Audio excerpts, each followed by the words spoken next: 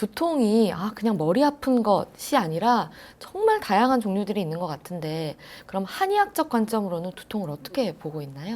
네, 한의학에서 머리는 모든 양기가 모이는 곳이며 오장육부의 기혈은 모두 머리로 흐른다고 보는데요. 이때 외부로부터 오는 사기, 즉 나쁜 기운을 받거나 또는 내부 장기의 손상 등으로 인해서 머리 부위의 기와 혈이 불화를 일으키게 되면 두통이 나타난다고 보고요. 다시 말해서 한의학에서는 두통을 기혈의 순환이 정체되어 발생하는 경우와 또는 기혈이 부족해서 발생하는 경우로 크게 나누어 볼 수 있습니다. 네, 동의보감에서도 두통을 원인에 따라 분류했다면서요? 네, 동의보감에서는 두통의 종류를 원인에 따라 10종으로 분류했는데요. 두통의 한의학적 분류상 첫 번째로는 정두통이 있어요. 네.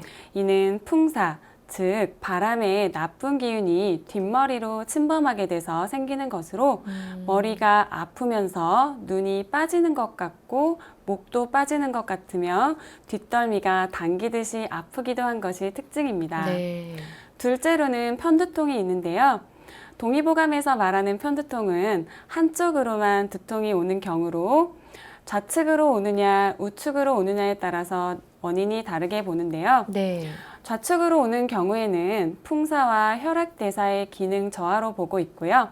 우측으로 편두통이 오는 경우에는 노폐물과 열에 의해서 발생한다고 보고 있습니다. 네. 셋째로는 담걸두통을 들 수 있는데요. 네. 담걸두통이란 담음이 위로 치받쳐서 오는 두통이라는 뜻이고요. 담음이란 노폐물을 뜻하는 것으로서 머리로 맑지 못한 기운이 오르고 노폐물에서 생긴 탁한 기운이 위로 올라가서 생기는 두통이라고 생각하시면 됩니다. 네. 증상으로 보면 어지러움증과 속이 미식거리는 오심 증상 혹은 구토 증상이 수반되는 경우가 많고요. 몸이 무겁고 눈을 뜨기 어려운 경우가 많습니다. 네. 이것은 양방에서 말하는 편두통이 이 담걸두통에 해당하게 되고요.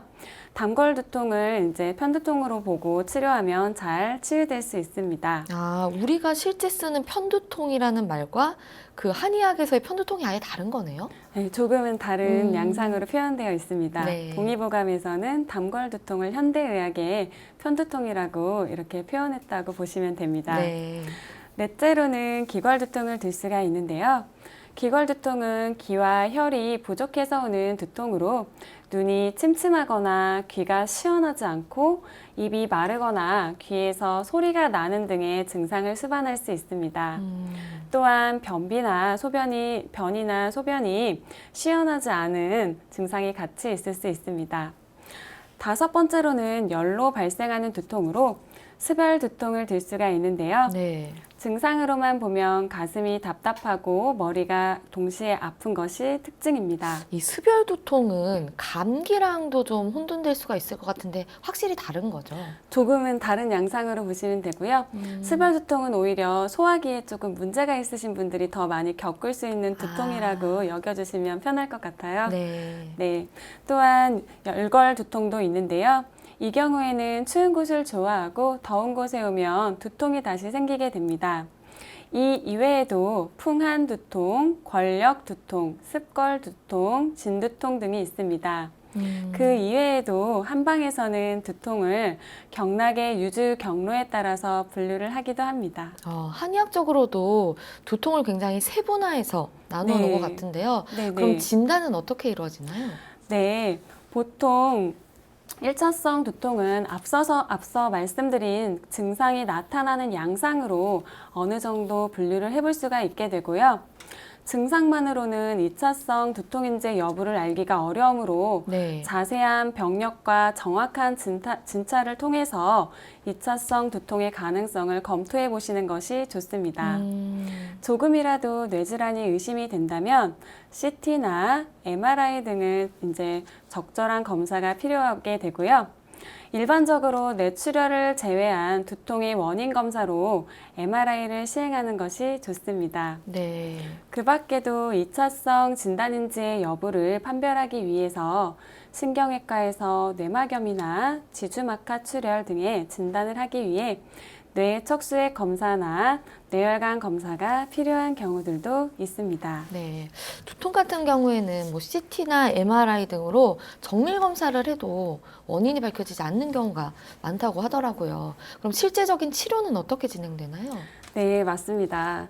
특별한 원인을 알 수 없는 두통의 경우에는 MRI나 CT 등의 다양한 검사를 해도 원인이 딱히 밝혀지지 않기 때문에 더욱 답답할 수 있게 되고요. 네. 단순히 진통제에 의존하여 잠시 통증을 느끼지 않는 방편으로 지내기가 십상인데요. 네.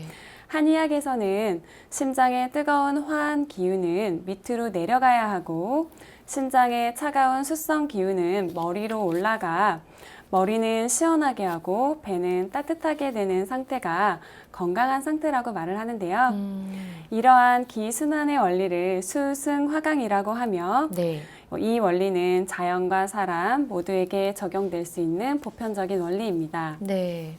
그러나 스트레스를 많이 받는 현대인들의 경우에는 가슴의 정중앙에 따라 형성된 중요한 경락인 인맥이 막히게 되면 심장의 화기가 밑으로 내려가지 못하고 머리로 올라가 머리에 혀를 막고 뇌를 압박하게 됩니다. 그래서 스트레스를 받으면 네. 머리가 뜨겁게 되고요. 아, 네. 목과 어깨까지 뻣뻣해지게 되면서 아프게 되는데요. 이것이 바로 이 수승화강이 잘 이루어지지 않아서 생기는 원리입니다.